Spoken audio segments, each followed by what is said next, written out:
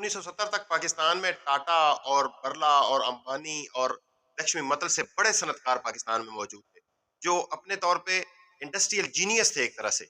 उन्होंने पूरे मुल्क की मईशत को संभाला हुआ था और हमारा मुल्क इंडस्ट्रियलाइजेशन के एतबार से जापान और कोरिया से आगे था। आप गिनना शुरू करें, उनमें सैगल ग्रुप था जिसने टेक्सटाइल की इंडस्ट्री को बहुत अरूज दिया। दाऊद ग्रुप था जिसने हैवी व्हीकल और जरी मशीनरी के काम को और उसकी सनत को अरूज पर पहुंचाया। आपने सुना होगा दाऊद हरकुलिस ट्रैक्टर, तो वो उनकी बहुत बड़ी प्रोडक्ट थी, बैरून मुल्क उसकी बड़ी मांग थी और बड़ी धूम थी। इसके अलावा हारून खानदान, असफानी ग्रुप और हबीब ग्रुप, निशात ग्रुप, ये सारे बड़े बड़े ग्रुप्स थे और ये इंडस्ट्री के अंदर इनका बड़ा एक नाम था और उस एरा को पाकिस्तान के अंदर इंडस्ट्रियलाइजेशन का एरा कहा जाता है।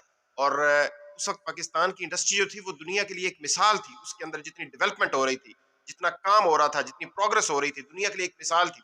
और फिर यहाँ पे किरदार आता है जनाब सियासतदानों का, और सियासतदानों में भी उसका जो आज तक जिंदा है और दुनिया से गया नहीं है, यानी भुट्टो साहब। अल्लाह ताला जन्नत नसीब करे, हम तो उनके लिए दुआई करेंगे। जुल्फ़िकार अली भुट्टो साहब ने 1970 की दहाई के अंदर जब उनकी गवर्नमेंट आई तो उन्होंने इन सारी सनतों को कौमिया लिया, नेशनलाइज कर दिया, एक पैसा दिए बगैर इन सारे सनतकारों, इन सारे बैंकारों और इन सारे इंडस्ट्रियलिस्ट को एकदम इन सड़क पे ला के बिठा दिया और इनसे इनकी सारी सनतें और इनके सारे जो यूनिट थे वो कौमिया लिए और कौमी जो है वो खजाने में जमा करने के नाम पर और कौमी असासे के नाम पर उनको कोड़ियों को मोहताज कर दिया। और आपको पता है इंडस्ट्री तो इंडस्ट्रियलिस्ट चला सकते हैं जिनका अपना ज़ाहिर स्टेक होता है, जिनकी ओनरशिप होती है।